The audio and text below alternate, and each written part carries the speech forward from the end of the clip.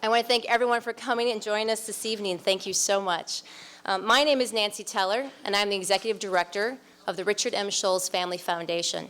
And tonight, with the Minnesota Medical Foundation at the University of Minnesota and the University of Minnesota Schulze Diabetes Institute, we're here to talk to you and share with you a treatment called islet cell transplantation. In 2008, the Richard M. Schulze Family Foundation pledged up to $40 million to accelerate a cure for type 1 diabetes using islet cell transplantation. The focus of the research dollars are to ensure we determine if islet cell transplantation works for pig and eventually stem cell islets. And I'm happy to say we know it works with human islets, as we demonstrated this evening with our panel of 8 that will be here with us this evening to share their stories about their human islet transplantation. We are fortunate to have several researchers with us here this evening from the University of Minnesota, and I'd like to introduce a few of them. We have Dr. Bernard Herring, who's the Scientific Director of the Schulze Diabetes Institute. He's the Director of Islet Transplantation and Professor of Surgery. He's right here, Dr. Herring.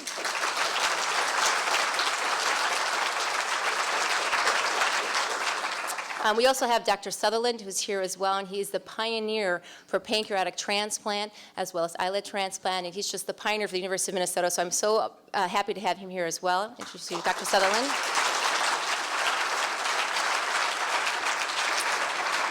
And I'd also like to introduce Dr. Mary Firpo. She is the assistant professor in the Stem Cell Institute, which she oversees to develop stem cell-based therapies for diabetes. She also works very closely with Dr. Herring to ensure that all the process... Don't cut me off, it's all good things. She also works very closely with Dr. Herring to ensure that everything she is learning with the stem cell part, what he's put together with the pig islets, we're sharing all those learnings, so we're not duplicating, which is very exciting for us.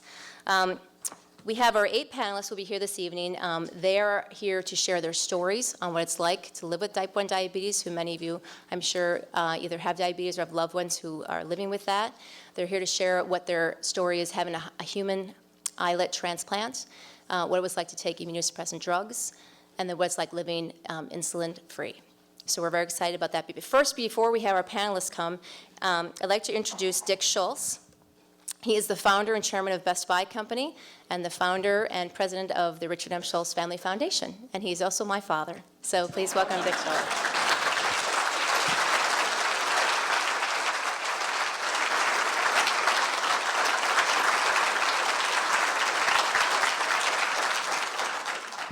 Thank you, Nancy, and good evening, everybody. Welcome to Best Buy's World Headquarters. We're delighted to have you here.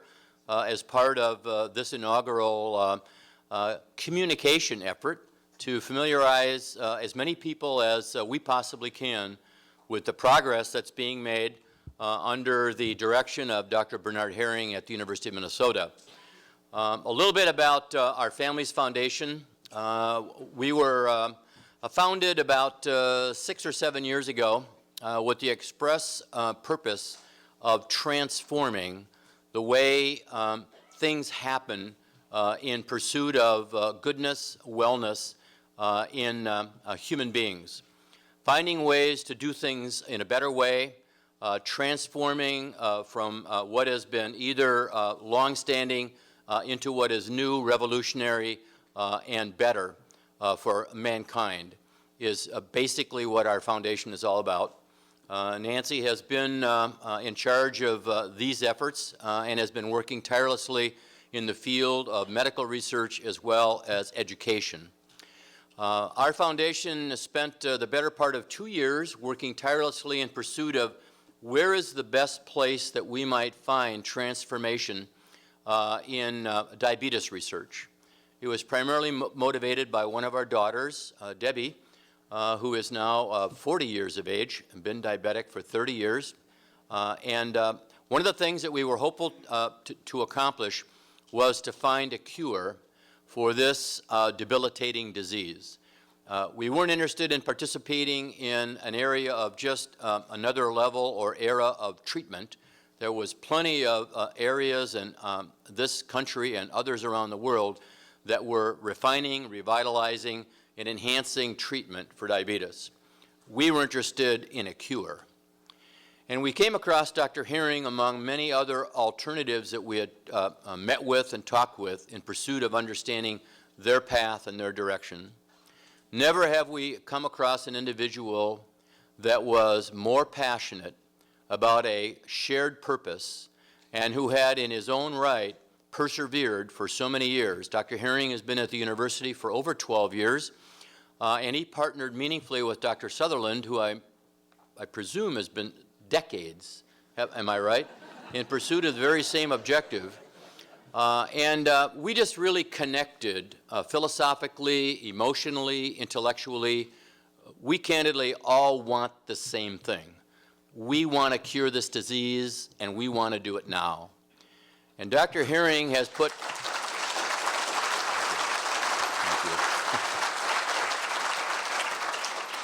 Dr. Herring has put together a wonderfully talented team that has been in support of all of the areas of opportunity that he has seen fit to explore.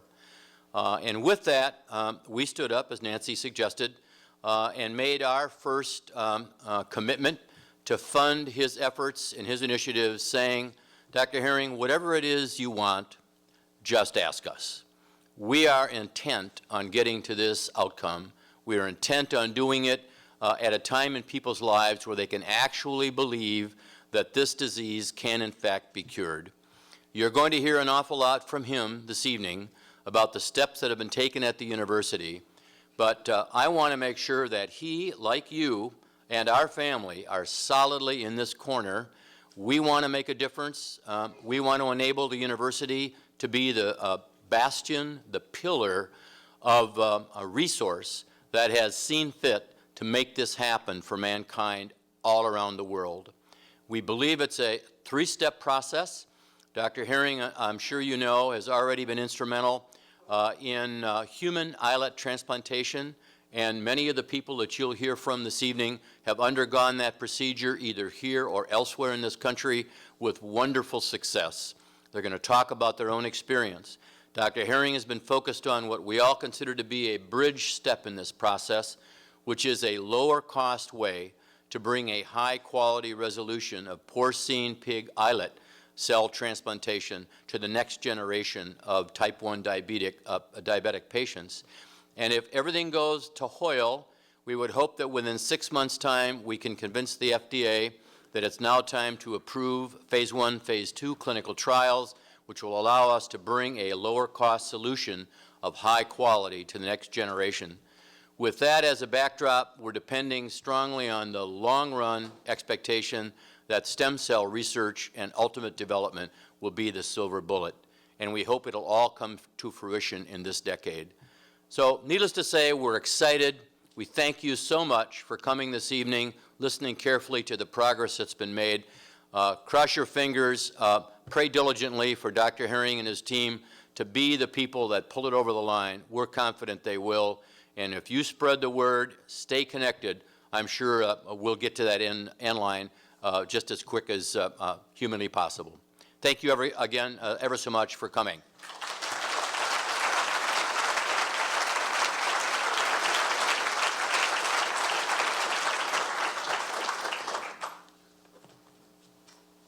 Thank you very much. Very well said. Perfect. I would like to introduce Jeff Passolt. He is the anchor of the Fox 9 News, and he's also a type 1 diabetic, and he will be our MC this evening. So, Jeff, please come on. Thank you, Nancy. Okay. Thank you so much, Nancy, and thank you, Richard Schulze, for hosting this wonderful event, the great turnout here. I jotted down a couple of notes beforehand that Mr. Schulze touched on, and that is this bridge from these successful stories of human islet cell transplantation into the next phase, the clinical trials hopefully coming soon, with pig islet cell transplantation under the direction of the fine researchers and doctors and scientists at the University of Minnesota. And the one thing we do know for sure, as they've proven so many times in the past, is that the University of Minnesota was there at the beginning of this disease with Dr. Sutherland performing the first pancreas transplant in the world back in the mid-60s. They were there at the beginning. They're there during this critical phase of trials, and they will be there at the end for all of us to benefit from this thing. And then we're going to get together. It's going to need to be a bigger room than this because we're going to have one heck of a party, aren't we? You know, some of you may be wondering why I'm here tonight, and I was driving by, and I had this old banged-up VCR in the back of my car, so I figured I'd just drive it on through. No, seriously, I'm here because, as Nancy mentioned, not only am I honored to be a part of this evening and to learn so much along with all of you, but the opportunity of treating type 1 diabetes with islet cell transplantation is something that means a lot to me and my family. I have a brother who's been diabetic since he was 7 years old. He just turned 46, and yes, he's doing all right, but we have always hoped for a cure. And then a little over 30 years ago, I was diagnosed with type 1 diabetes. Like many of you here, I deal with it each and every day. I have the finger pricks to prove it, and the scars from the needles, and the various testing, and a lot of interesting stories about overnight lows once in a while, too, that you can attest to. So I deal with it on a daily basis. I know you do, too, but we're in a great place because we're blessed to have this university and these fine doctors and people who are so philanthropic to make sure that all of us see this disease sooner or later be dealt with the way we have hoped it will be dealt with for so long. For those of you who are interested in seeing this presentation again, the event will be recorded and then be available online at www.diabetes.umn.edu and at www.schulzefamilyfoundation.org. That'll be next week, and you'll be able to share the information with friends who have questions, perhaps. In fact, go ahead and send that link, either of those links, out to whomever you know. We'd love to have the whole world know about what's going on. Prior to the event tonight, you were invited to email in your questions for our panelists, and we have those questions, and our panel is going to answer them tonight for you. If you didn't send in a question, we're asking you to please fill out the note cards that you received when you walked into the theater and pass them down to the end of the aisles if you could. And then someone will make sure that they collect them. Before meeting our panelists, we thought it would be beneficial to watch a video of the University of Minnesota's Dr. Bernard Herring explaining the islet transplantation process and what it means to get to this procedure and how far the university has come. So let's roll that tape right now, and we'll get everybody up to speed. 24 million Americans have diabetes, and the majority have type 2, but as many as 3 million Americans have type 1 diabetes. It's an autoimmune disease, usually strikes in childhood, where the patient's pancreas stops producing insulin, a hormone enabling the body to get energy from food. Type 2 diabetics have a metabolic disorder. The body still produces insulin, but can't use it effectively. No cure for type 1 diabetes. Some patients, though, now are living insulin-free thanks to islet transplants. And joining us now to talk about that, Dr. Bernard Herring, who is the scientific director of the Schulze Diabetes Institute and a professor of surgery at the University of Minnesota, and Kathy White, who is an islet cell recipient. Greetings to both of you. Thanks for coming in this morning. Good morning. Doctor, let me start with you first. Can you explain the process of the transplant, how this works, and how it benefits someone? Yeah, I think it's very straightforward. We take islet cells, clusters of insulin-producing cells from a donor pancreas, and islets are infused into the portal vein of a patient, and islets are taken with the bloodstream to smaller branches in the liver, and where they become connected to the recipient's blood supply, and where they measure blood sugar levels and release insulin. This is a procedure that takes about 20 minutes and can be done under local anesthesia, very safe, and has been done now in several hundred patients. Now, ideally, what's the best benefit that comes out of this? And on the converse, are there any risks that folks should be aware of if they want to consider this type? So now about 90% of our patients have achieved insulin independence and can live a life no longer constrained by constant fears and worries related to diabetes. They have very tight blood sugar control and are protected from insulin reactions. Now, some early data suggests that patients are also protected from late chronic complications of diabetes, such as kidney failure and and heart disease and so forth. Now, some of our patients have been insulin-free for 10 years now, clearly showing proof of concept that cell transplants can restore insulin independence and very tight blood sugar control in people with type 1 diabetes. Well, Kathy, tell us a little bit about what it was like for you, your life before you had this procedure and then life afterward, because it's been a couple of years now since you went through this. Yes, it has been. And before I had this, it was a constant challenge to try to keep my blood sugar stable. I think when most people think about diabetics, they think about people who take shots and don't eat sweets. But it goes much deeper than that. When your blood sugar goes too high, it makes you feel very tired and thirsty. But when your blood sugar is low, that's much worse. You feel very confused and very weak. And whereas your body adjusts that automatically in response to what you eat, your islet cells make the insulin on their own in response to that. The type 1 diabetic has to try to do that externally by injecting insulin. And it's not easy to do, and the consequences can be very uncomfortable and scary. What's it been like for you since you went through this for the last 2 years? Well, everything that I just mentioned is lifted away. I no longer have to worry about the low blood sugars hitting at an inconvenient time, or the high blood sugars, or the long-term effects of having my blood sugars go up and down all the time and have to deal with complications later on. The worries are gone, and I just feel so much better. Have you found any drawbacks after going through this? No, it's been really an easy journey as far as that goes. Probably my biggest fear is worrying that my immune system is going to take them away from me eventually. But no, it's been very nice. And as far as the surgery itself, was that manageable? Oh, very, very.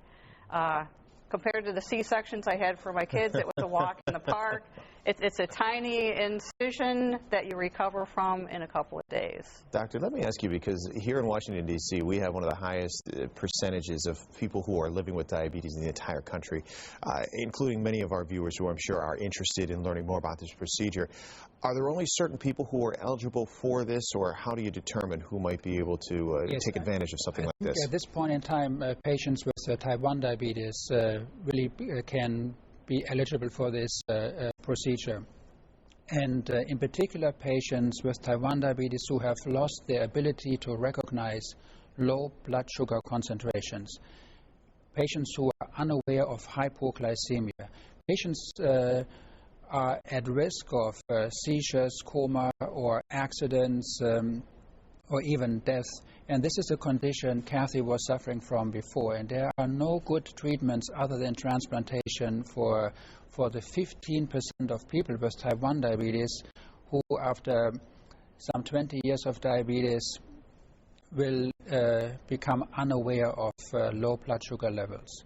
And this is a very difficult situation for people. You have to set your alarm clock during the night 2 or 3 times to monitor your blood sugar. You cannot really stay at home alone.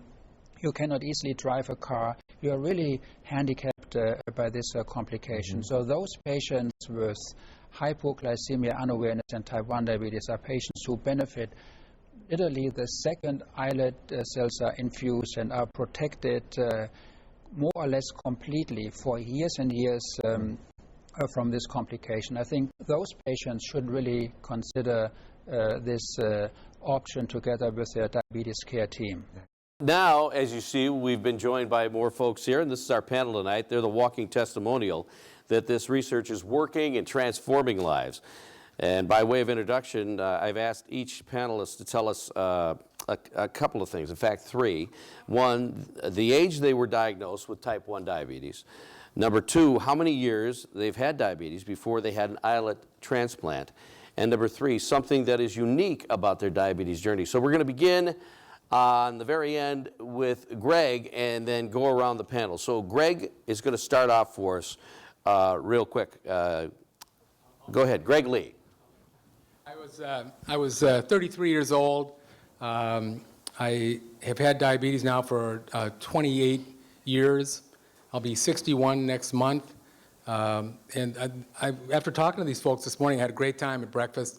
One of the things that was a little bit different about me is I'm a competitive athlete. I still compete in full contact taekwondo, Olympic-style fighting, and I greatly enjoy it.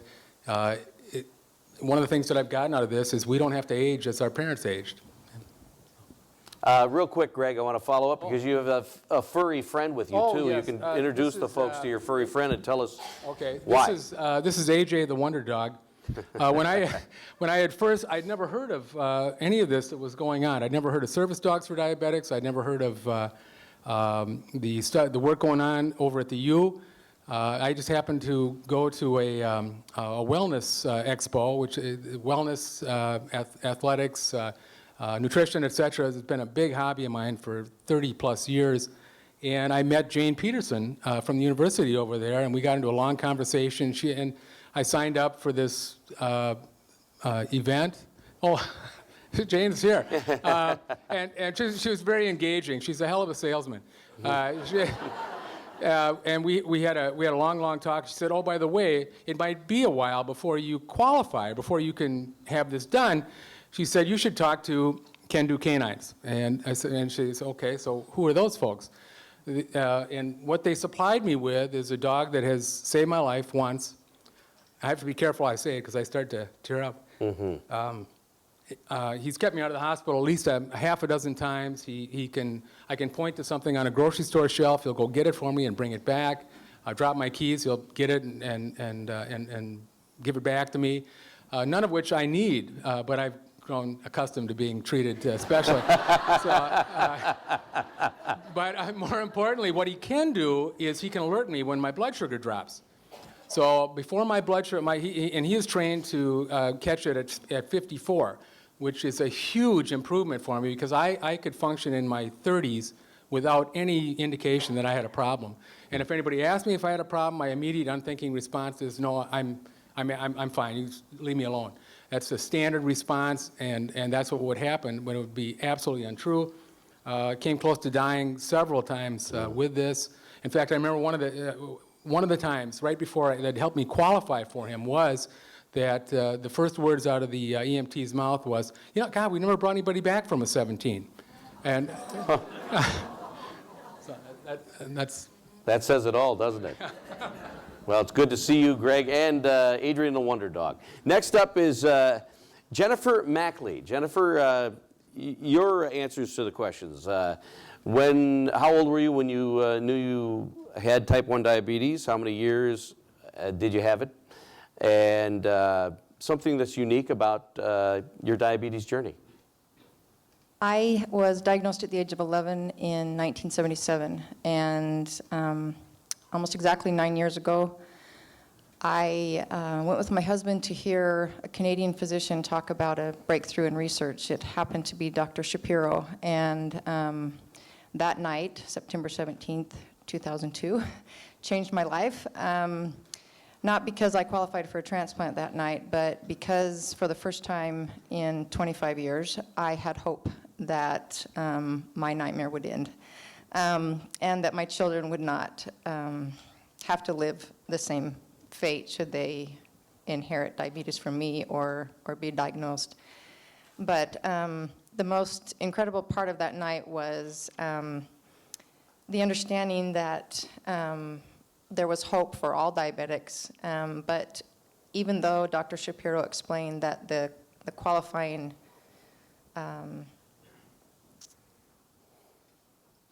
replication of the Edmonton protocol, those patients that had already been selected, he did list the criteria. And as he went down the list one at a time, I kept squeezing my husband's leg, and I just started to cry because I qualified. I mean, in my lifetime, it was possible, and I felt like I'd won the lottery.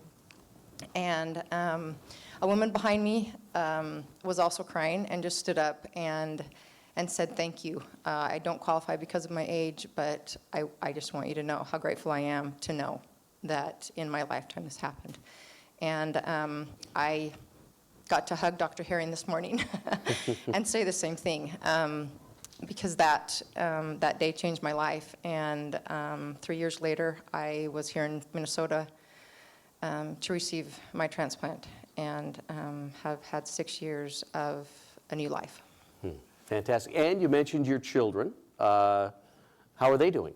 And how do they respond to mom that doesn't have to deal with the complications of diabetes? I have 12-year-old twins and was able to adopt our third child, and they never knew their mother without tubes attached to me. So it has been a new life for our family as well, without the fear and the 911 call and the constant connection to medical care. We just got home from a week rafting the Salmon River in Idaho in the middle of nowhere, and we didn't have to worry about it. That's great to hear.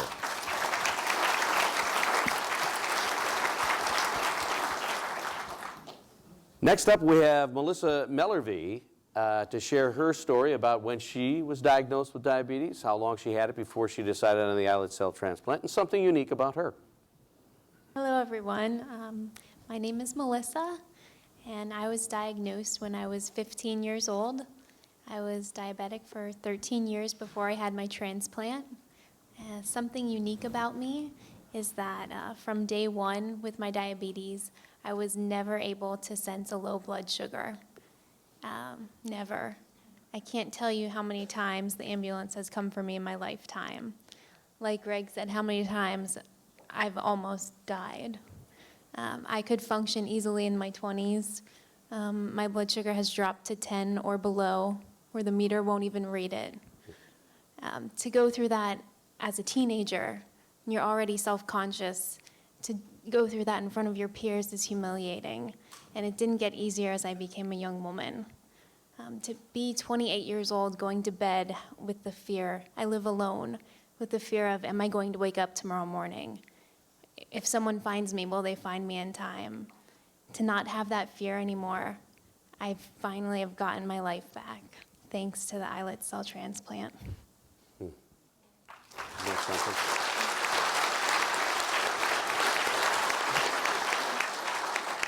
Anything unique you want to tell us about your journey with diabetes, other than you probably saved a fortune now on those test strips, not having to buy them? Something unique. I think that is pretty unique. I do. Other than that, I had the insulin pump. I had the continuous glucose monitoring system. I traveled with diabetes. I tried not to let it stop me. I tried to live the normal life. I tried, staying active in school and participating in sports, and it really affects every aspect of your life, socially, as far as your family goes, as far as your friends go, and it's just so wonderful to finally have that freedom back. Another exciting story from Melissa. Thank you, Melissa. We'll get more from Melissa after a while, along with our other panelists. Next up is Sandra Walzak. Sandra, when were you diagnosed with diabetes? How long did you have it before you decided on an islet cell transplant? Something unique. I told Jean my last name is Wazak. It's misspelled, but that's all right. Okay, We're not going to, no, it's not an L, it's an S. In case there are any other Vashaks in the room. I'm a news guy. I just read what's on the I know. All right. I know. My name is Sandra. I live in San Francisco. I was transfused there. I was diagnosed in 1962 when I had just turned 13. When I received an islet transfusion 4+ years ago, I was 58. The question about what's unique, I had read and internalized as what has been unique since islets. And my guess was nothing really unique because of what you've heard so far and what you'll hear again, the humiliation of hypoglycemia, especially in public. And I've lived a long time, almost for 50 years now, as a type 1. I still think of myself as a type 1 in my head. So I'm concentrated on unique sense infusion. Has to do with my relationship with my mother and diabetes. I had just turned 13, at a time when there were no diabetes educators. Our nuclear family never saw a family counselor, and we didn't talk about diabetes. We never talked about diabetes. The four of us knew I couldn't eat sweets, and I took a shot every day, and I tested my urine. Fast forward to 2003. My father died in 2003, and my mother was insistent that she didn't want to leave their retirement home in Florida. I had had, over my adult years, a lot of anger toward my mom. I felt that I started to grow up at 13 years old, and that I found a lot on my own, but with some great help outside of my family, what I needed to do to take care of myself. And I had tried on one college trip home to bring it up, and it backfired. Both of my parents were very defensive and very full of sorrow, and I realized that they had done the best that they could. So fast forward to last year. My mother could no longer live alone in Florida. My sister was incapable of helping her, and I knew that I needed to get her to California. So with the help of, here's a plug for Flying Nurses International, if you ever need to transport an elderly person who is on oxygen and cannot walk. They were wonderful. And I brought Mom here, home, San Francisco here. Brought Mom to San Francisco just before Thanksgiving. And for 6 months, I saw her every day for the first time since I was a child. And I had thought, well, maybe we can talk a little bit about 1962. But I soon saw that she wasn't in that place anymore. She was in the last phases of congestive heart failure. And it wasn't about me. So she could see that I didn't have to take insulin anymore. We had talked about it years ago, but she could see it. And then most everything of my time with her was helping her keep her strongest memory pools alive. And that was the time before I was born, before she met my dad. That was the time when she was a young girl with her friends going to a department store in Chicago and trying on hats until the sales lady told them, girls, that's for paying customers only. And I would tell my mom she was just jealous because you and Auntie Renee were so beautiful.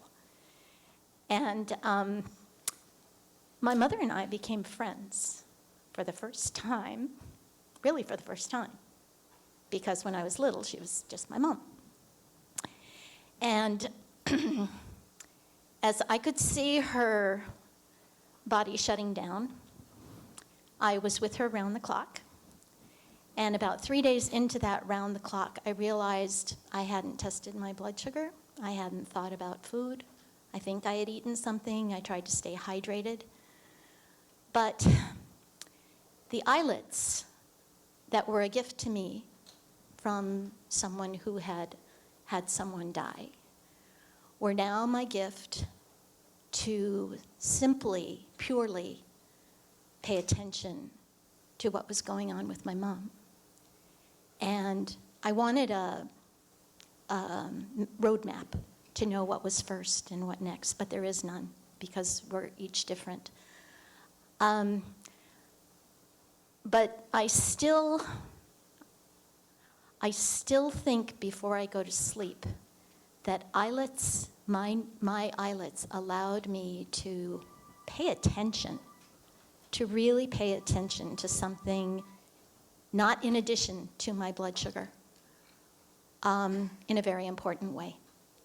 So thank you, all of you who work in this field. And thank you, Mom. Very moving.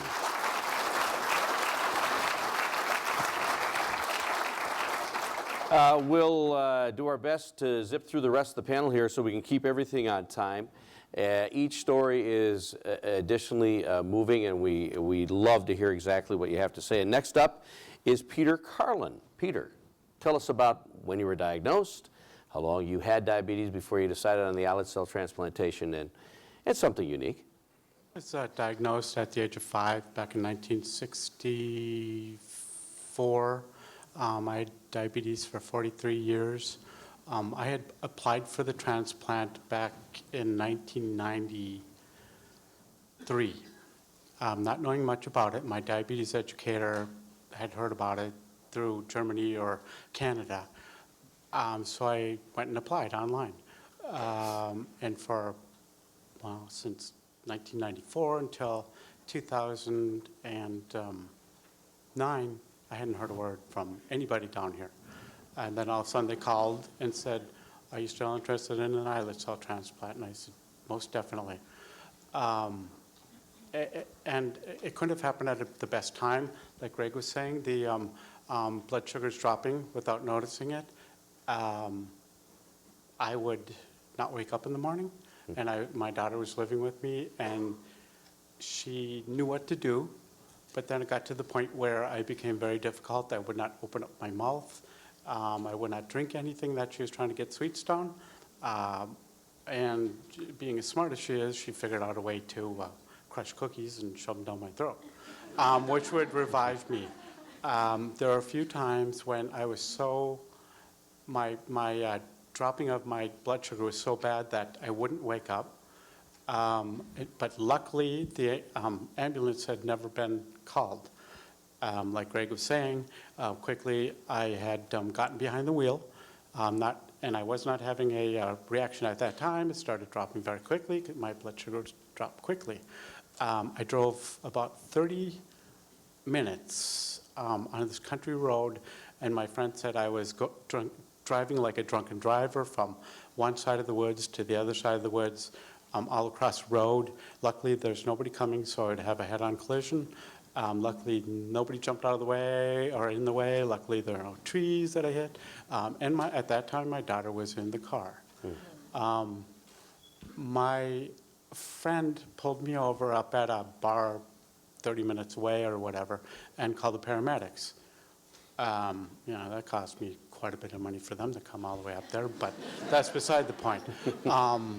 And I knew at that time, actually I knew I was worried for a while because I was going to kill somebody or myself. And then when Jane called, I said, what do I have to lose? If I don't get the transplant, I may die anyways.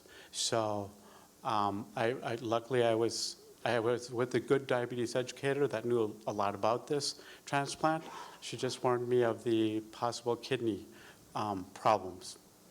And and the biggest thing that happened to me, or the most extraordinary thing, was at least 2 comas I was in when I was a kid. So, yeah, that's about it. So I'm insulin-free. I test my blood before every meal just to make sure my cells are still working well. It's been perfect. I have not. My blood sugars are running absolutely perfect. Great.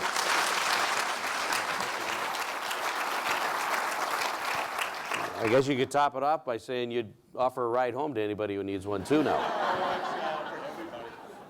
Next up, David Thone. David, tell us your story. Sure. I was 23 when I was diagnosed with type 1 diabetes, and I had a transplant in 2008, so I had diabetes for 21 years when I had my transplant. And I'm going to lighten this up a little bit and tell something fun about my journey. All right.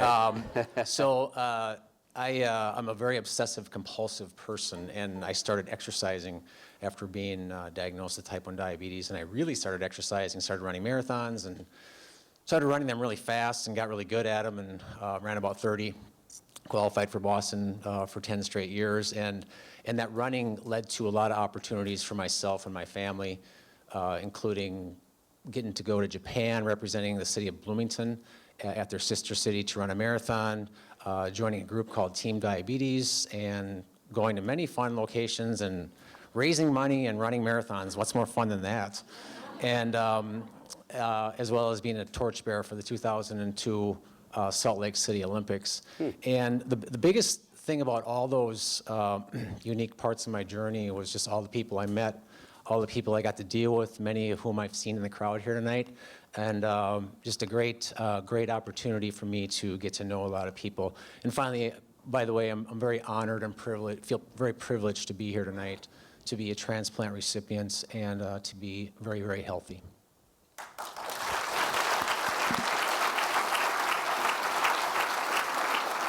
And next up is Lisa Bishop. Lisa, it's your turn. I'm Lisa, and I was 8 years old when I was diagnosed. I had diabetes for 22 years before my transplant. And something unique about me would be that from the time I was diagnosed, I was told by every doctor of mine I would never live to see 30. I had my transplant at the age of 29, and there is nothing better than to go into those doctor offices and say, not only did I make 30, I made 31. So.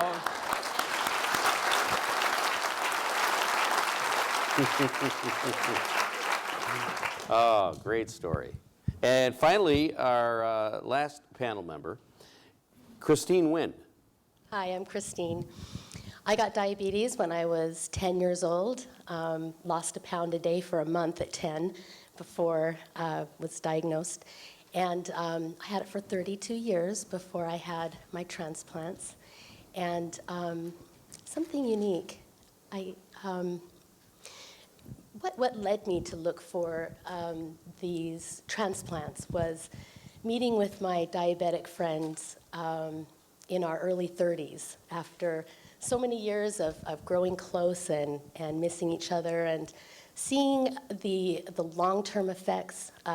Two of my very close friends had passed that month from unawareness. And one of my friends had lived with a feeding tube for 3 years because she'd had a reaction and she wasn't able to help herself and she stopped breathing for too long of a time. And so having two friends pass that at that time really motivated me, and I thought, I need to do something. I really need to move forward with this and be motivated. So about the driving thing, I wanted to comment about Peter. I don't remember this at all, but I was driving crazy, and I was pulled over by the police, and I had to fight a DUI for 12 months, even though the toxicology report was completely negative. But somehow they said I confessed, which I don't remember doing. My confession held more credibility than the toxicology report. But so having these transplants and this treatment is it's really amazing, and to be able to feel it, I didn't realize how much freedom I would feel from the worries of those huge ramifications that could come at any time.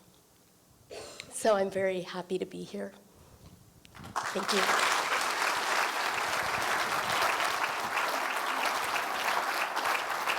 You know, also joining us, in addition to our panelists here, are a number of people in the audience who are also transplant recipients. So those of you who have joined us, could you just please stand and we'll recognize all of you?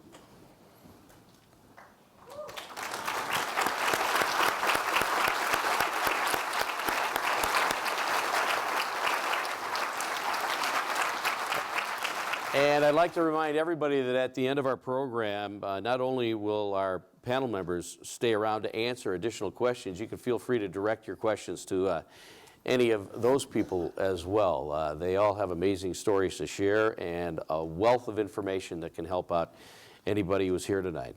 We want to say thanks to those of you who emailed us questions for our panel members to answer. The questions have been organized beginning with life before transplantation and then life after islet transplantation. And as we heard on the tape with Dr. Herring, one of the criterion in order to enroll in this clinical trial is that the person would need to be experiencing hypoglycemia unawareness. As a reminder, hypoglycemia unawareness is when your body has lost the ability to show signs of low blood sugar. And, you know, reading the background of these panelists, I was struck, and I'm sure just hearing some of the things that you've heard so far, you were too, of how each of them had a comment or two on the constant worrying all of them had of the low blood sugar issues. So we're going to start our questions now with the panelists, and the first one goes to Greg. This is emailed in. As the most recent transplant recipient on the panel, what was your life like before your transplant?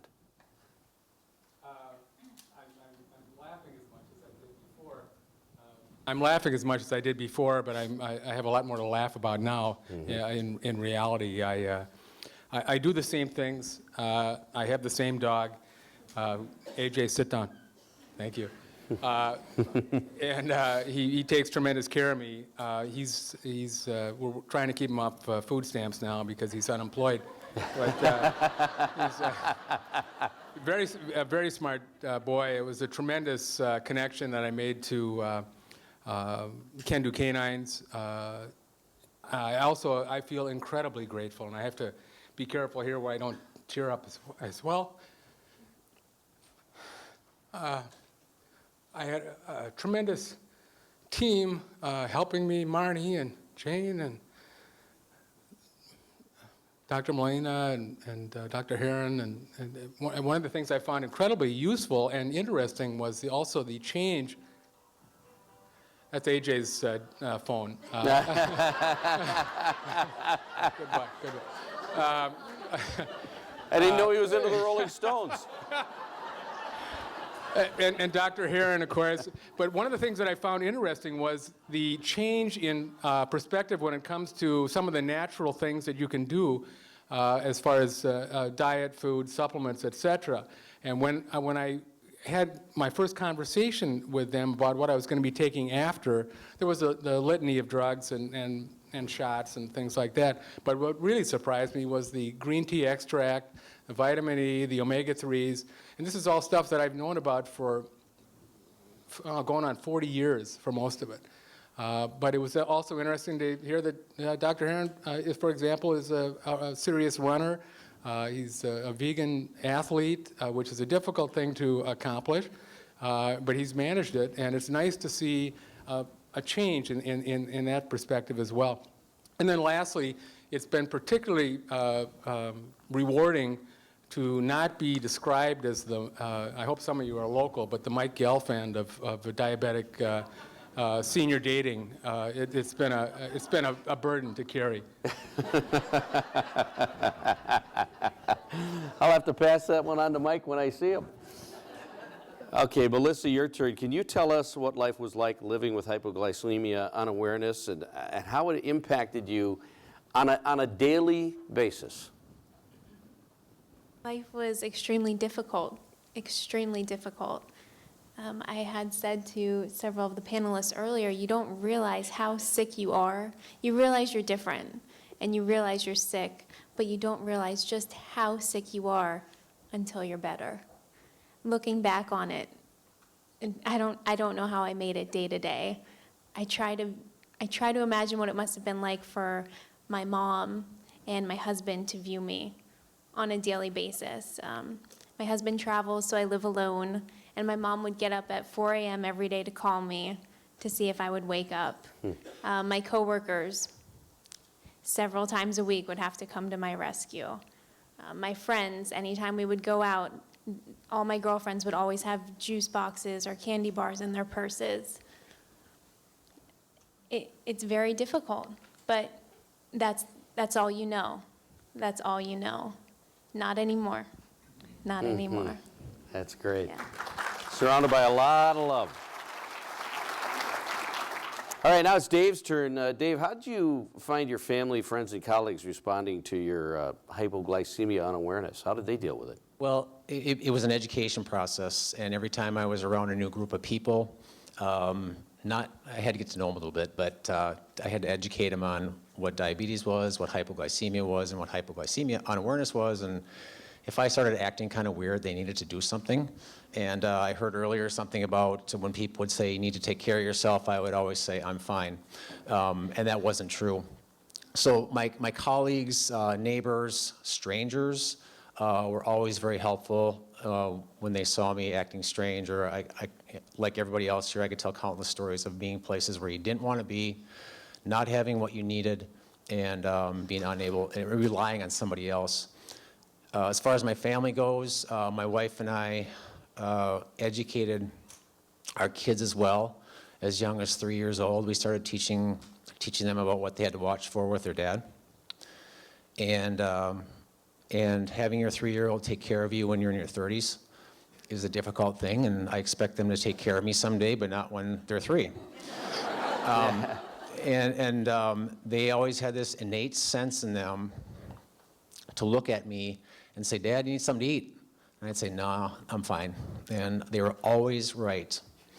My wife, who was with me before diabetes, during transplant, et cetera, a very strong person to hold me up when she needed to hold me up to get some food in my body.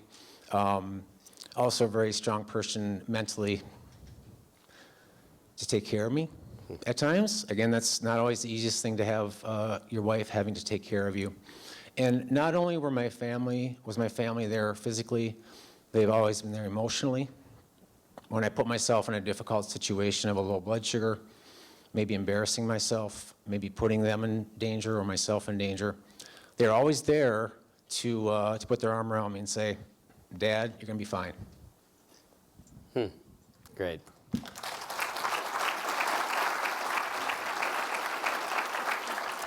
We taught my daughter, my youngest daughter, to kind of tell the difference too at a young age like that, but she was about 4 or 5, and I remember at the time her mom said, "His breath will get funny," and she said, "Yeah, his breath's always funny." So, but we made it through. Christine, next up, and what motivated you to enroll in the islet cell clinical trial, aside from that phony DUI charge? Oh. Yeah. I think witnessing what happened to my friends was a great motivator, and the paramedics were getting a little too familiar with my cupboards and where the peanut butter sandwiches were held, and I think I just decided that it was time to live, and but seeing my friends, what happened to them, and when we all got together, there were, those of us were all in our early mid-30s, and one had a quadruple bypass surgery, one had kidney failure, and one was blind, one had a glass eye and partial vision in the other eye. One needed a walker to get around, and I just felt like, wait, we're not 90 yet, This isn't what we're supposed to do at this age, and so that really did motivate me and kept me very focused. And now you're living. Yeah. Way to go.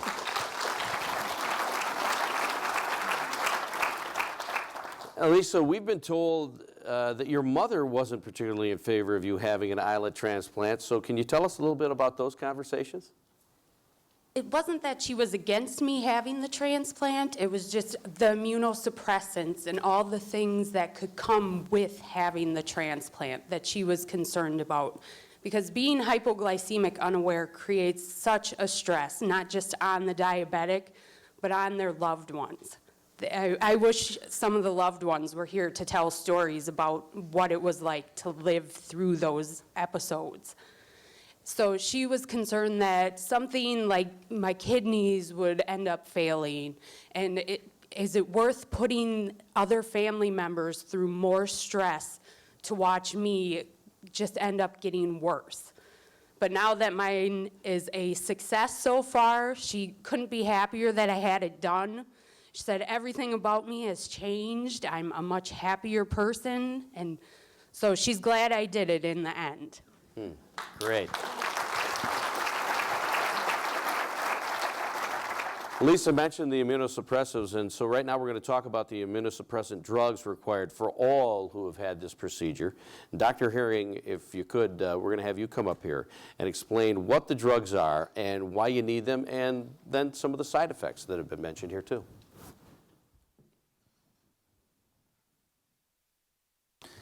Thank you very much. Yes, I think we have heard about the risks of immunosuppression, and immunosuppressive medication is necessary to prevent the rejection of transplanted islets, like medication is necessary to prevent the rejection of kidney or heart or pancreas transplants.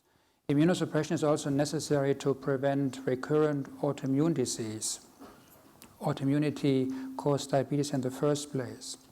So it is really necessary, and immunosuppression comes with risks and side effects. So currently, we ask our patients to take 2 medications at the time of transplantation. We refer to this as induction immunosuppression, thymoglobulin and Enbrel, just for a few days. And then patients are asked to take maintenance immunosuppression for as long as islet transplants work, hopefully for a lifetime. And patients at sometime shortly after transplantation end up taking 2 medications a day. They are very potent, they are very successful. Yes, they can come with risks and side effects, and they can be really serious in some patients and very few patients. What I'm really more worried about is that patients are over-concerned, unnecessarily over-concerned about the risks of immunosuppression. And our colleagues in medicine may need really to look at this very carefully, because very often I hear from patients like you, who want to consider a transplant, who are told by their physician, are you beside your mind? How can you possibly consider a transplant? Don't you know about all the deadly complications associated with immunosuppression? So I'm worried about this situation, that patients who could get a transplant and could go through a transformative experience are pretty much denied the possibility because they don't have access to good information.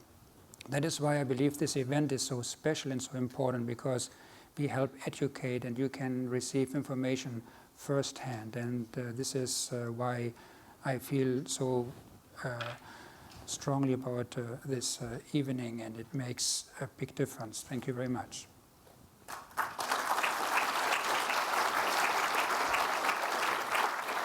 Again, Dr. Herring will be around later on to answer questions if you have anything in particular for him.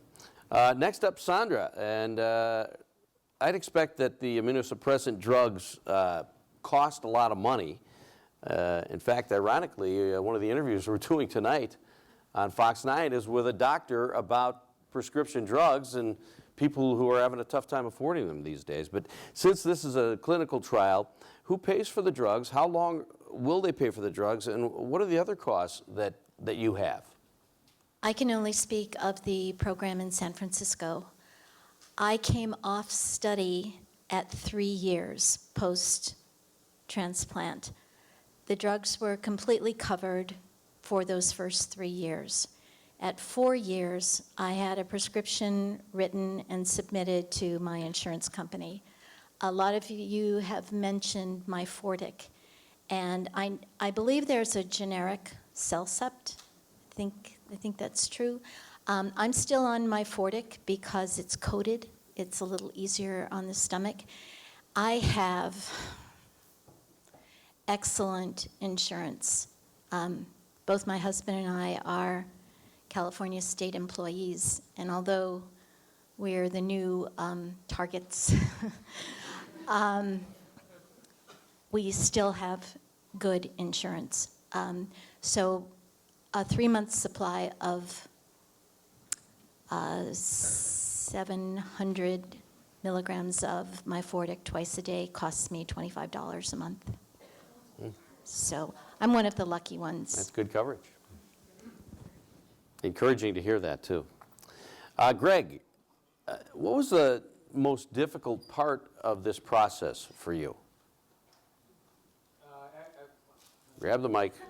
There we go. I'm used to people hanging on every word.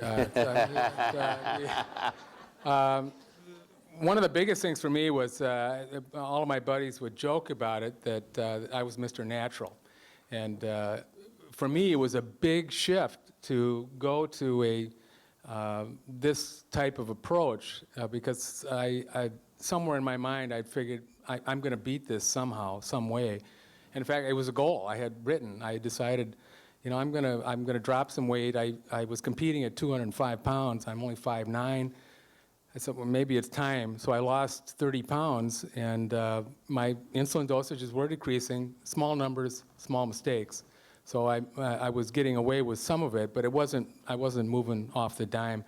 And I got the call. Actually, I had 3 calls for the transplant. One, I was recovering from another operation the night before, and so I'd filled my dance card for the week on operations.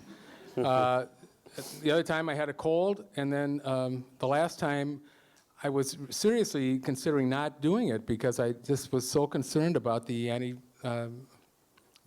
drugs. And I said, well, give me a couple hours, and I walked around downtown Minneapolis and came back, and I called Marnie, I think, and just said, let's go. And that was, for me, that was the most difficult part, was to make that mental shift to, okay, I've done as good as I can. I measured my blood 10 to 12 times a day for 28 years. I was incredibly disciplined. And one of the other things, you know, if you know any diabetics, we're horrible patients. We don't do anything that our doctors tell us to do, and except under duress. And we have all kinds of excuses. But it was time. And fortunately, they put up with me long enough to get me under their wing, and they've done just an incredible job.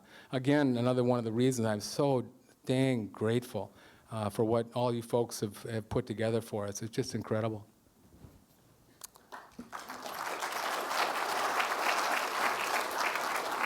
Hey, Jennifer, a question here. How many medications are you on, and how long will you have to take all of them? My magic number is 14. I take 2 immunosuppressants, and I take 4 prescriptions to replace organs that I've lost or no longer functioning. And the others are the, like Greg mentioned, the green tea extract and the vitamins and things that are part of the protocol to help my body stay strong in spite of the other drugs. And then there's aspirin to help prevent blood clots. I also take one because of the ulcers created in my stomach by all the other drugs. So, and I assume that I will get to take them for the rest of my life because my islets will keep working because I talk to them every day and encourage them. And I also have great insurance, which helps significantly. Some we do pay for because they're not covered by insurance, but I would do whatever I had to do to keep that going. Mm-hmm. You know, we want to make sure that we have time for the panel to share with us how their life is after transplantation. So there's going to be a survey emailed to you tomorrow that will give you a chance to ask more questions, which will be answered and emailed back to you. But we want to talk about life right now after transplant. And Melissa, we're going to start with you. And that is, how is your day-to-day life different since you had the transplant? And I guess to take it a step further, is there something you're doing now that you never dreamed of doing before? Life post-transplant is a whole new life. It's just absolutely phenomenal. I can't say enough good things about this transplant. You talk about the potential side effects of the immunosuppressants possibly holding you back from doing this. And I encourage you, do your research, look into it. Don't let that affect you. I have had 0 side effects from the medication. And my day-to-day life is, I'm a new person. Everyone that I see on a daily basis, they all see it. They all see it. They comment on it. I have a new outlook on life. I'm doing things I never thought possible. I used to be afraid to take my dog for a walk around the block. Not for a 2-mile walk, just around the block. I recently completed a mud run, a warrior dash. I'm running 5Ks. I don't have to test my blood sugar before or after. I don't have to worry about eating. I just got my life back. That's fantastic.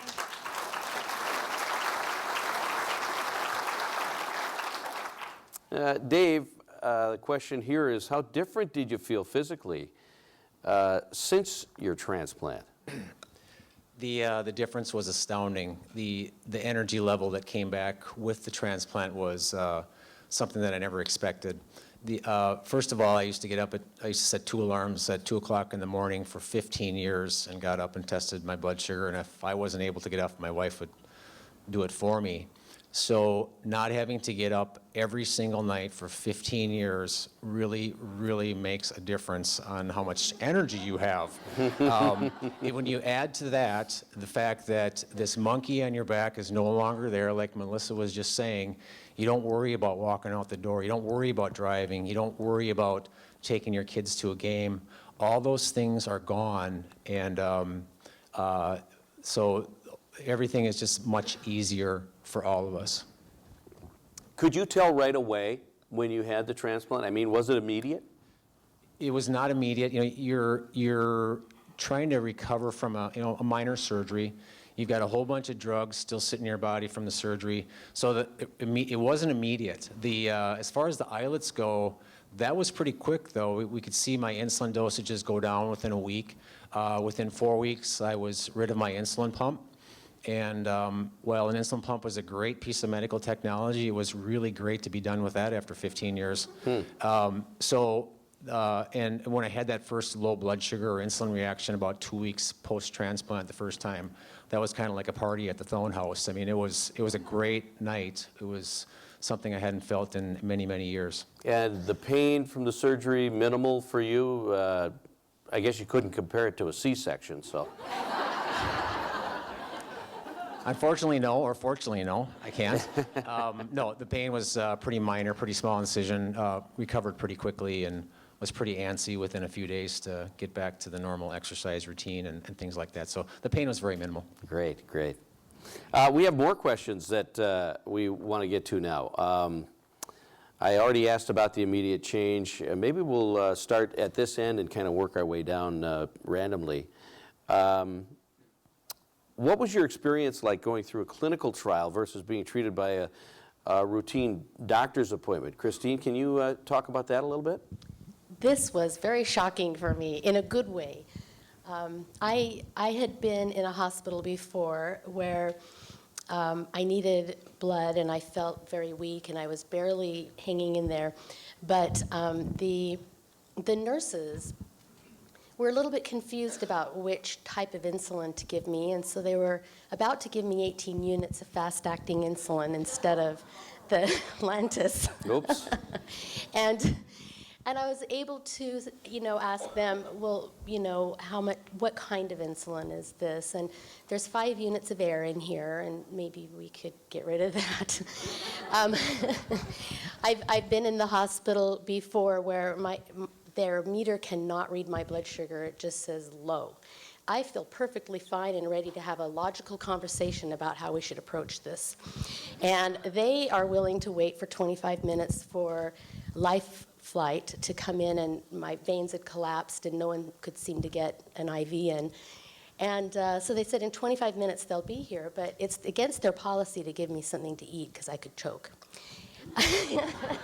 I says, well, there's 20 of you around me here now, and what's the plan if I lose consciousness? But no one was willing to go against policy. But I felt like all my mind functioning was there, and so that was unique. Here, having the transplant here was amazing. I mean, I cannot say how dedicated these people are, and they just are 24/7 right there with you. And when I have a question or I'm not doing well, it's call me at 2 in the morning, call me at 4 in the morning, here's my cell phone, call me at home. We've got to make sure that we correct this now. And so I'm overwhelmed with the dedication, the commitment, and thank you so much. I really can't thank you enough. I'm very impressed, and I feel very, very grateful. Yeah, we appreciate you sharing that with all of us. Lisa, how about you? Do you feel different physically in any way since the transplant? And maybe is there something that you're doing these days, aside from living past your doctor's prediction, that is something you never thought you'd be able to do? Since my transplant, the biggest change is to have freedom again. I don't have to always have someone watching me, telling me that I'm having a low blood sugar reaction, making sure that I always have the quick sugars on me, the glucose tablets and the juice boxes, peanut butter sandwiches. I can't tell you how glad I am to never have to buy peanut butter again if I don't want it. It completely gives you a second chance at life. I can go out and mountain bike and snowshoe in the winter and not have to worry that I might end up on the side of the road and nobody's gonna know where I'm at and how am I gonna get help. It's truly given me back my life, and I have freedom again, and my family has freedom again. It's brought us all closer together again, so it's amazing. And you don't have to count your grapes when you eat them. Very true. That's right. Sandra, how's the transplant changed your family's life?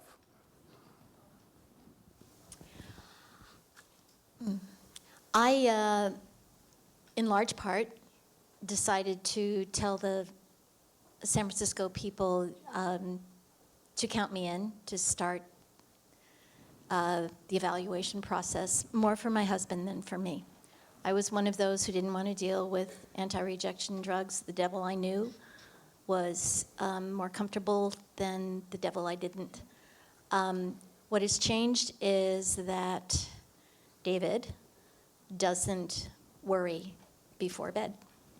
And so that's really huge. I love hearing about the energy and the mud run. I love hearing about all that, but I'm going to be 63, and I have to tell you, I'm tired a lot. So the islets, you know, I'm getting old.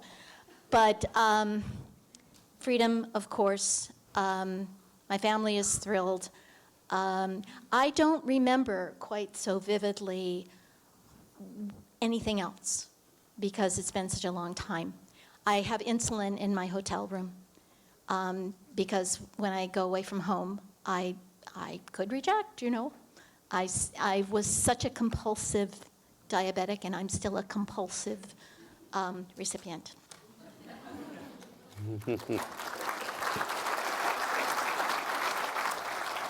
I want to go right down the panel from the far end to this end here and ask each one of you to answer just this. Knowing what you know now, would you go through the transplantation process again? We start with Greg at the far end. Yeah, absolutely. I can quick to add to it. It's just changed my life. I don't have to worry about one of the episodes that I remember is taking my kids to it wasn't that important, really. One of the things I specifically remember as a life-changing event was taking my three kids to an American Legion fundraising event. And the next thing I remember is waking up surrounded by white coats and my three kids crying around me. And the role, as Dave had said, was reversed. Suddenly they were taking care of me, but at a much too young an age to worry about it. But it's life-changing. It's incredibly freeing, and it allows you to live your life at an entirely different level of participation. My husband asked me to mention that he dreamed of climbing in Yosemite, and we were able to do that. I climbed 1,300 feet straight up and lived to tell. But it's hard to pack water, let alone all the accoutrements that a diabetic needs when you're bivvying on a 2-inch ledge. So I wouldn't hesitate to do it again, and I would go anywhere to do it. I spent 60 days in Minnesota my first year post-transplant. Love it here. Missed my children, but the traveling was worth it, the expense was worth it, because I too have a new life. And I want to clarify one thing, if I may. When you get an islet cell transplant, you do not develop additional tear ducts, although we all seem to have them working tonight. But the gratitude that we feel is obvious for those who've made this possible. Dr. Herring above all, but a dedicated staff, an amazing institute, and with people like Dick Schulze behind it, I believe anything's possible. So thank you all.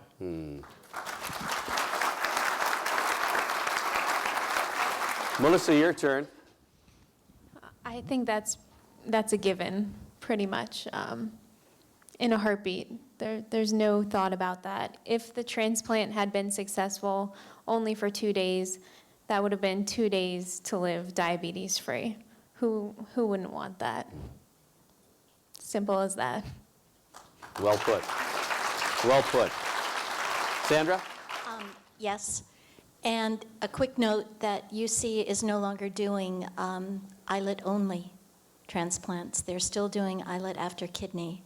So should I reject, the options may not be there, but day at a time.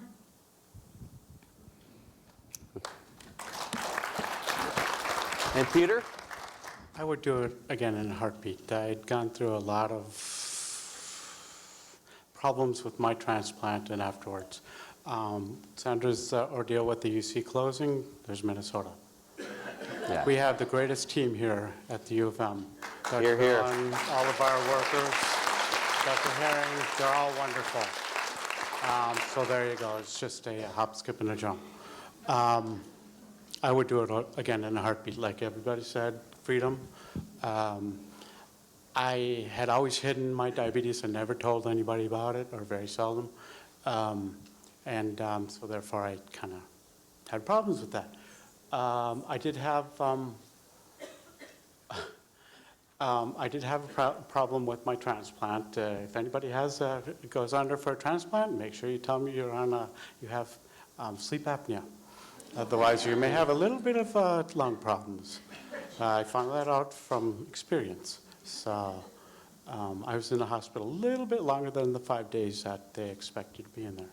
But they took care of me. They've taken care of me through the bad times that I've had. But like I said, I'd do it all over again. And David? Yeah, I agree with everybody. And I just want to add that, when you have type 1 diabetes, it's really a family disease. Your whole family suffers at times. But now I have I send out notes to hundreds and hundreds of people on occasion, giving them updates. And my last update was that, hey, I'm just normal. Our family is normal. And we're very happy to be normal.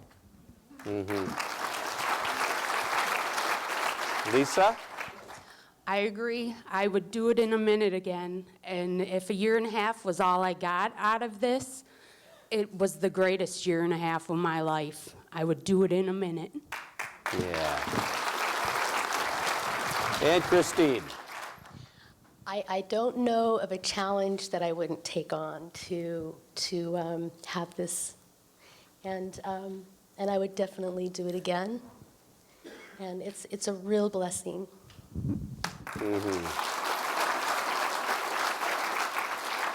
We did get a couple of questions from the audience, and I think the person best suited to answer them would be Dr. Herring. So, Dr. Herring, why don't you stand up? And now that the trial is closed, what happens? There are people out there that want to know what can they do now, and also they want to know how long would they have to wait for the FDA and approval and that sort of thing.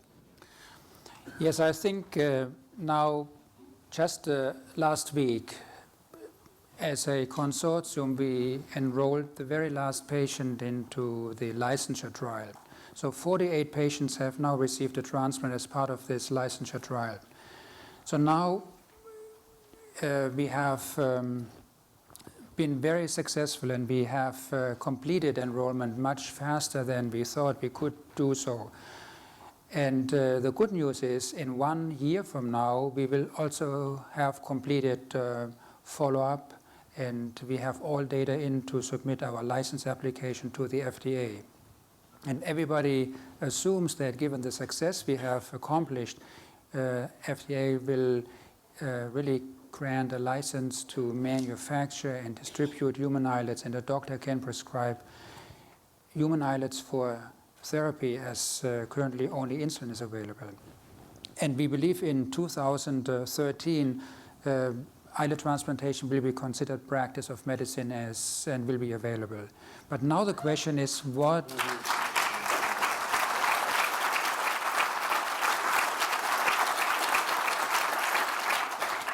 And this will be a true success story, I agree. But the question is, what are we going to do in between, and how can we help patients really get access to islet transplants? And we will work through some process called expanded access. The FDA recognizes that new treatments that are very late in their development may work very well but are not fully available to people who are in need, and have established an expanded access program that will allow patients with unmet clinical needs to really benefit from investigational therapies. But it takes, for good reasons, some paperwork, and we are willing to go through this and will make it a priority so that patients in need can have the benefit from a transplant. A follow-up. Yeah, go ahead. Yeah, that's worth a clap there. Yes, you bet. Follow-up, kind of twofold. Another question says, I've had diabetes for 1 year. How long do I have to have diabetes before I can have this procedure done? And another question was, how old do you have to be to have the procedure done? So I think we usually say 5 years of diabetes at minimum, because patients can do very, very well, and not everybody needs a transplant. And I think you have to learn how to live with diabetes. And I think the good news is that 50 to 70% of people with type 1 diabetes really do fairly well given all the opportunities that exist today. And we develop transplants for patients who really struggle despite intensive efforts day after day.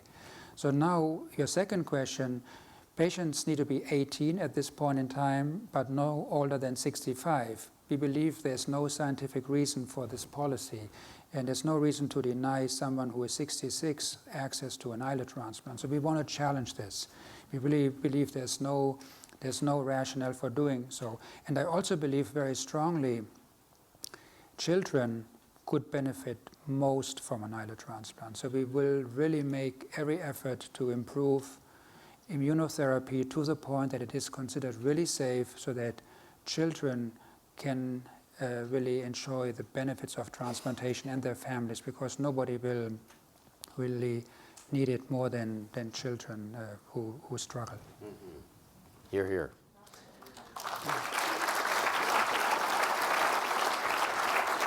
I think we have enough time for a couple of questions from the audience, so let's see. Whereabouts are we? Right here with a microphone on the end right there.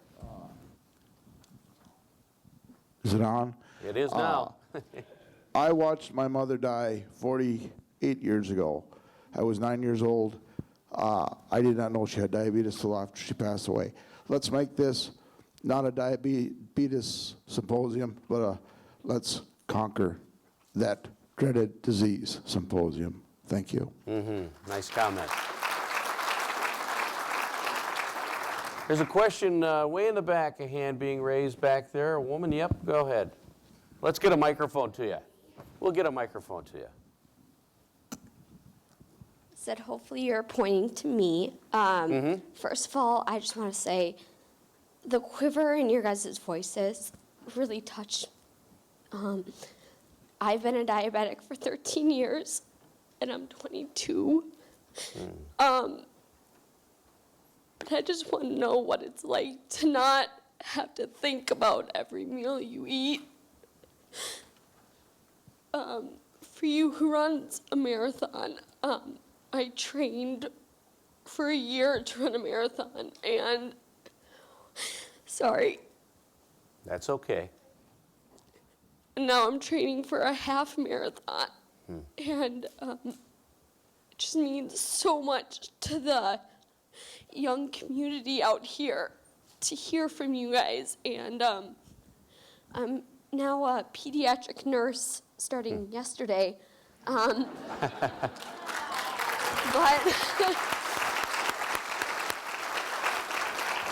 I now have to tell people who are in my position and your position what the future will be like. And so I've told my family this, and I've told everyone I know. It's so hard to imagine life without diabetes because we give shots, yes, we take finger pricks, but there's so much more that goes into it.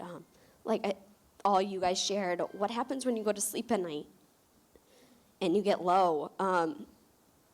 I think a couple of you said you set alarms that go off at 12 o'clock, and my sister, who had surgery 3 days ago, said, "Why'd your alarm go off?" And I said, "Well, because I have to test, because I'm just not always sure, and I just really want to be sure." And so what do you guys feel now? Like, do you guys still go through that? When you go out to eat, do you question, well, I know a piece of bread has this many carbs, but does this restaurant's piece of bread have this many carbs? Have you lost that, or is that something that you still constantly think about when you Dave, you want to tackle that? Yeah, I'd love to answer that. Okay, so I'm kind of obsessive compulsive. I don't know if you caught that earlier, but the habits that you develop as a person with diabetes, the exercise, the healthy eating, the attempt at stress control, those kind of things, they never go away. And I'm not going to sit here and say at every meal I sit down and have 4 cheeseburgers, fries, and a piece of pie, because it probably wouldn't be really good for my islets, and it probably wouldn't be very good for me. So I think from the standpoint that it's healthy diet, I still eat a very healthy diet. However, I'm not thinking about how many calories a piece of bread has when I go out to a restaurant. I'm not digging out my calorie counter or carb counter from that's published by the ADA or wherever it is, where it counts the number of carbs for you. You also get to sleep in the morning, which is a big one. To not be forced to eat is another bonus, and to enjoy what you eat instead of looking at it as a function of how many hours am I going to get out of this dollar that I just spent. So yes, there's always the awareness of your body, but it's not minute to minute anymore. And like she said, you get your monthly labs, and it's like Christmas. So the fear's gone. I do cut back on carbs. Mainly it's a weight thing. Like Dave said, I do eat 4 cheeseburgers and 2 orders of fries. And no, not really. I don't really watch what I eat. But like I said, I don't really like carbs that much anymore. I never have liked sweets. I mean, after being a diabetic for 43 years, I've learned not to like sweets. I am addicted to chocolate. I love cheesecake, and I don't worry about eating that stuff. So it's as easy as that. I do keep an eye on my blood sugars. Just make sure the cells are still up to par, and they are absolutely perfect every single time. Nothing wrong with being sure.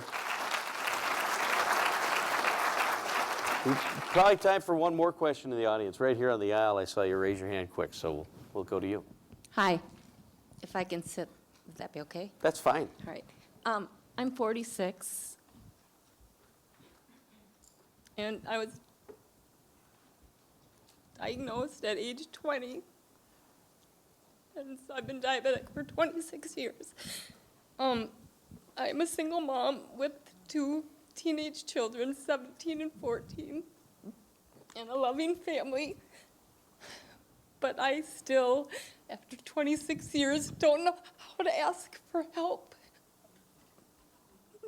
Well, I think you came to the right place. It's a white elephant I carry with me every day. I went to bed last night at 10 o'clock. I don't set an alarm to test. Maybe I should start I had 2 lows last night, back to back. It was a tough night, but I'm the mom. I have to get up, get my kids up, make sure they have breakfast, get them to school. I don't talk about it. They don't know what I went through, sitting on the couch, shoving Oreo cookies down my throat until I felt good enough to get up and go back to bed. How do you ask for help? Because you don't want to burden anybody else around you or in your family. Well, I think I would answer along with the rest of these folks that you're in a room here now that is filled with educated professionals who are experts in their field. I see Jenny Hargraves from the American Diabetes Association sitting right back here in the middle, and I know that they are always there to help. Folks from JDRF are there to help, but certainly the connections through all of them with the University of Minnesota and panel members. And it's time to break down the wall because your health is the most important thing you have, and it's also the most important thing your kids have. And think of all of the living that you have to do from here forward. So don't hesitate to ask questions, and if you need, we can introduce you to the right people here tonight. Go right ahead. I spoke about my mom earlier, and one of the hardest things at transplant time and during was a team of people who were concerned about my well-being as a diabetic. And that was hard. I had learned to be really, really alone with it. And it sounds like just being a mom with 2 teenage kids. You deserve some help. Mm-hmm.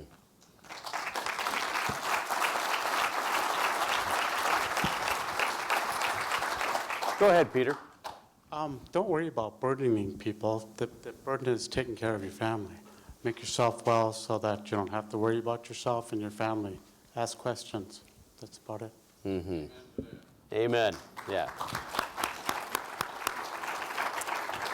Well, let's see. We have 2 people raising their hands, so I'm going to extend it just briefly, and we'll start with that one up there, and then we'll go to you after that, okay? And then we're going to kind of wrap things up. Well, I thank you for all the testimonies and stuff tonight, but my question is, how many places in the United States is available for this kind of transplant? And are you able to get the transplant materials that need to be able to do the transplants that can be possible for the people? I guess I'm just a little more interested in some of the information regarding the availability and the transplant information itself. Dr. Herring. Thank you for this very important question. I think as you have really seen and heard so clearly, transplants really do work, and they have been developed with a lot of work, and not only work done by scientists, but really patients have contributed enormously to the success. What is so difficult to accept is that now that it works so well, they are not available. So that is what we have to challenge, and I think I just don't want to accept that someone tells us across the border in Canada, per 1 million people who live in Canada, we can do 5 or 10 or 50 times more islet transplants than in the United States. I just don't want to accept this. Or that in Europe, in England, in Italy, or in other countries, somehow society has figured out to make transplants available to their people. But here we work very hard, and we may develop all the procedures and all the technologies, but somehow it takes us very, very long to make it available to people who are in need. And that is why I think it is so important that we take it really to another level, and we educate like tonight, and we say, what do we want to consider a priority as a society? And I really want to help everybody, but I feel it is very difficult, not because of scientific reasons, but because of many, many layers of bureaucracy and so forth. So I think you asked a very, very important question, and we have some ideas how we can do it, but it is an unnecessary problem to tackle, and I thank you all for helping us raise awareness and make it a priority. We had another question right in the middle, right there. Yeah, we'll wait for you to get the microphone. Go ahead. Hi, thank you. I would first like to say thank you to all of the panel members, the medical team, and all of the people here tonight, because I've been a diabetic for 30 years, and I can identify with each and every one of your experiences, unfortunately. I'm going to sneak in 2 questions. First of all, to David, do you have a son at Jefferson High School, a junior? No, and he's not here tonight.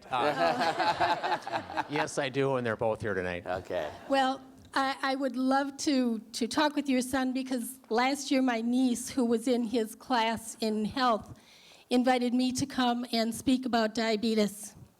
And your son, I asked if there were any questions, and your son asked a question, and he said, I remember my dad used to do that. And I said, what do you mean your dad used to do that? And he's still diabetic? And he said, no, he's not a diabetic anymore. And I'm like, you know what? I need to talk to you.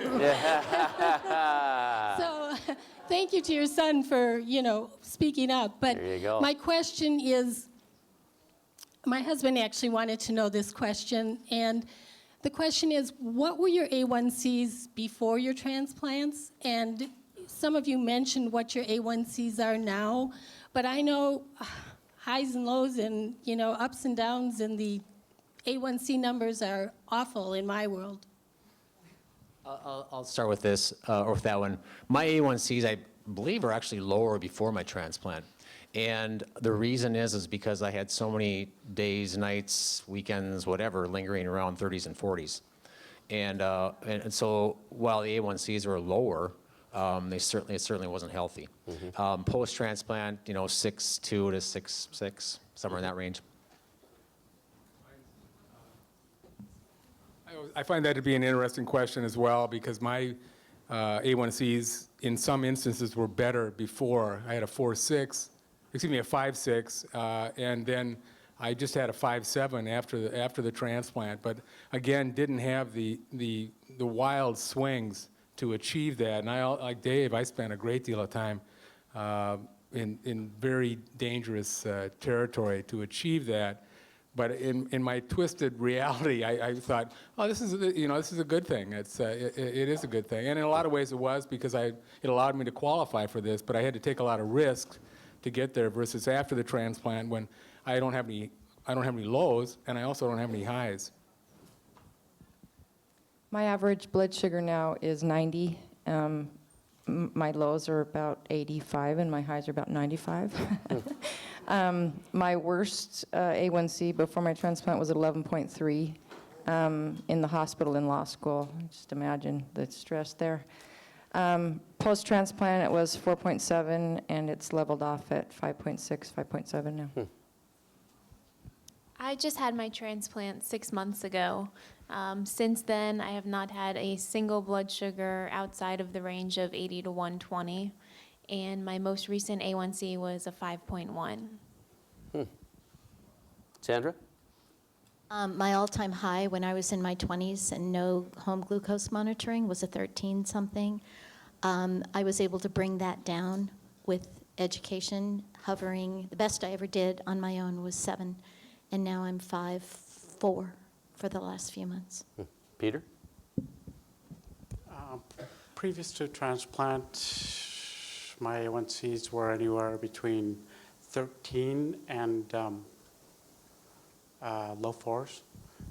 My blood sugars used to vary from 20 to, well, whatever a glucometer would read, which is highest is 500. And when it says high, it's at least 600 or higher. Now post-transplant, 5-ish, 4, 5, somewhere around there. And let's see, we're skipping ahead to Lisa, because David already answered the question. Before transplant, I believe the highest mine ever was in the 13s, and now I'm generally in the 5s. Pre-transplant, I don't think I went above 9. I don't think I got to 9. But I tried very hard to bring my A1Cs down. I got it down to 6.8, felt very accomplished. But that's when I really started having a lot of extra severe low blood sugars. So my doctor said to shoot for 8.8. But I don't know. I haven't really asked what mine are lately. It's kind of nice to not have to worry about that? it, right?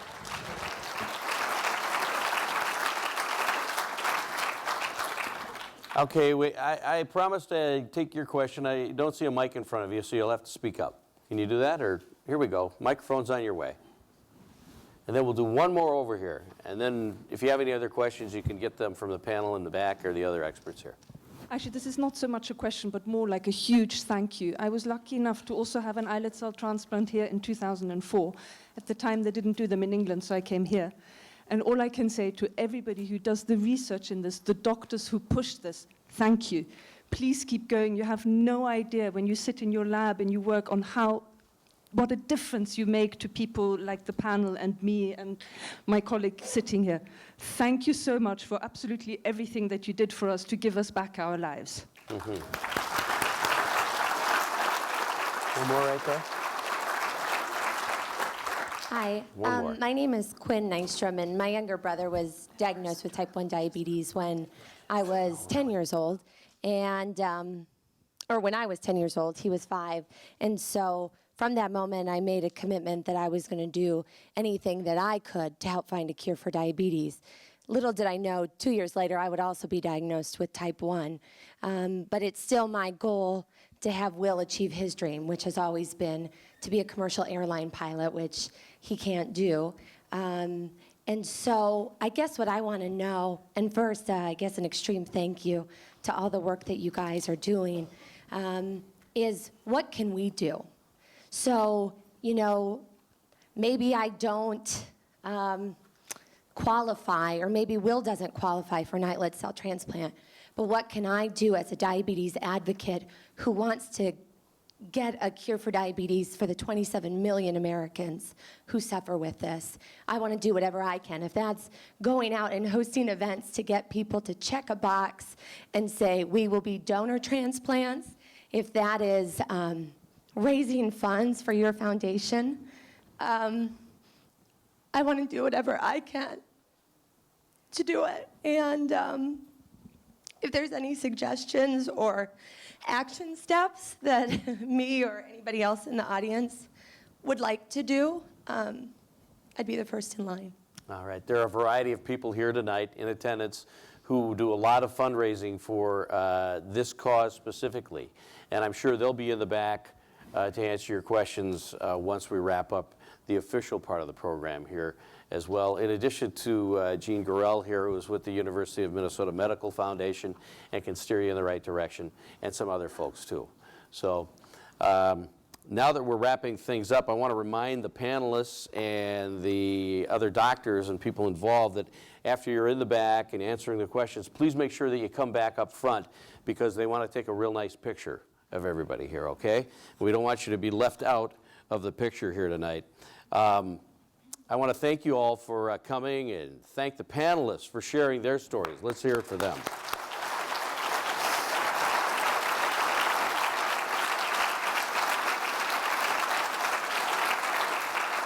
Some crackly voices and tears, but all of it tears of joy and hope, and we really appreciate you sharing your stories, and really hope that everybody here learned much about islet transplantation and what the opportunities are for this treatment in the very near future. Please keep an eye out on the Schulze Diabetes website at the University of Minnesota for updates and next steps regarding this treatment. And, you know, I always say this on TV, stay tuned to the whole thing. There's a way to do it through the University of Minnesota. Thank you again, panelists. Thank you to these fantastic doctors and other leaders in the diabetes research field who are here tonight. You make a difference in my life but so does my best friend, my wife Mary Ann, who's up in the back. So thank you, honey, for helping me out so much too. And we want to just say thank you again for coming. We hope you have a wonderful night, and let's move this thing forward. Thanks.